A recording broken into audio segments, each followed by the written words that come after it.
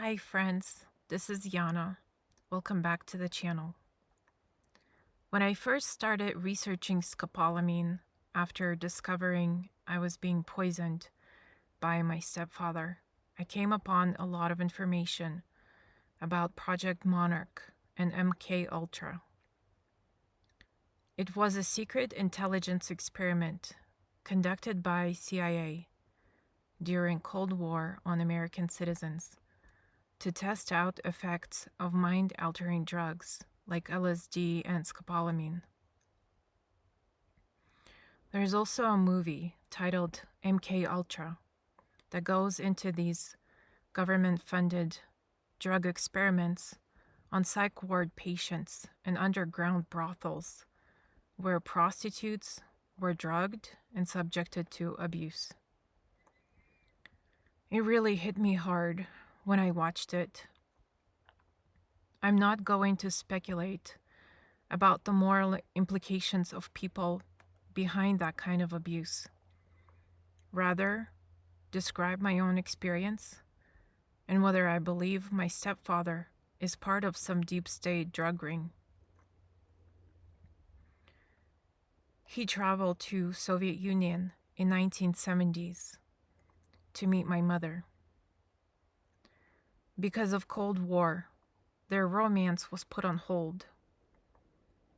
He continued communicating with my mother via handwritten letters he mailed her. This went on for a few years.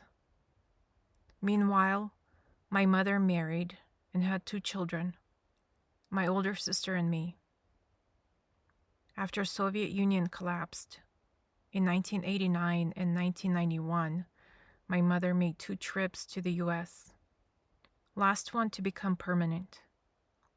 She left with my older sister, not even saying goodbye or letting anyone know where she was going.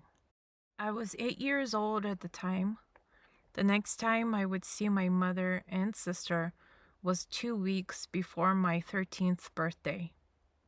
Meanwhile, my mother married my stepfather and made herself at home in the new country. I was able to reunite my family after 5 years. Do I believe my stepfather was an operative, a spy, traveling in Soviet Union in 1970s? No, I don't. He was just a comic book collecting nerd from the States. He had a chance meeting my mother, who was studying to become an English teacher, and continued to pursue her, despite her having married and started a family. Our family was always dysfunctional. While my mother, sister, my grandmother, and I were living in a family home, my stepfather continued to live in his hometown, more than 3 hours away. He came to visit during holidays and every few months. He never talked about himself, which added to the mystery. I was racking my brain trying to remember any signs of scopolamine poisoning back then.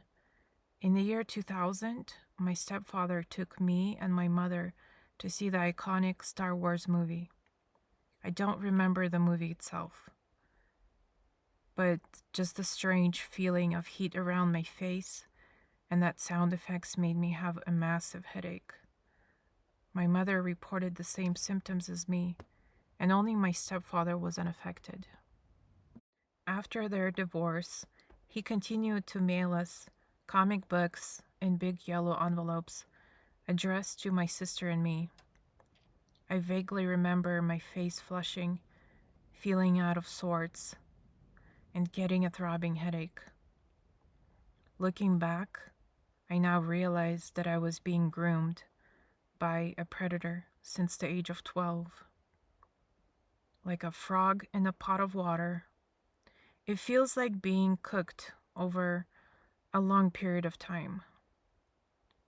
I believe I was targeted because I was subjected to childhood trauma, having been abandoned by my mother at an early age and abused by various family members, put me at risk of more abuse.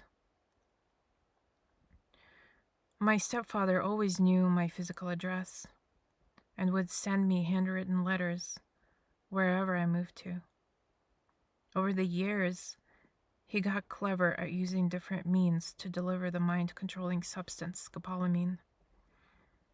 He would use calendars, weekly planners, flowers, catnip for my cat, a bottle of facial toner that was missing a safety seal, open food items, just to name a few. They all appear random and unassuming until you realize they're all means of delivering an undetectable poison activated by contact with skin and mucous membranes, like smelling and direct ingesting. Needless to say, I was in total shock when I made this discovery. His telling on himself became his downfall. When I reflect back on how many times he mentioned angel trumpet flower in his letters, it's close to hundreds of times. I can only imagine that he was on some kind of power trip while bragging. I'm also glad, because it became the last puzzle piece that completed my understanding of scopolamine presence in my environment. You can watch my vlog titled 20 and Back to the beginning point of discovery of the drug scopolamine. My final thoughts on my stepfather using MK Ultra type drug to afflict abuse. It takes a special kind of individual to commit to taking deliberate action for decades to go after one goal: control the narrative. Being his victim and enabler made me a willing puppet in his twisted narrative. It became my goal and life mission to tell my story and regain my narrative. My lifelong dream to live a pain-free life with freedom to make my own decisions is finally coming true. I freed myself from the invisible but very real mind control prison. I no longer live in constant fear of pain and imminent death. It's a completely different emotional landscape. Please like and subscribe if you like this content. This helps my channel grow on YouTube.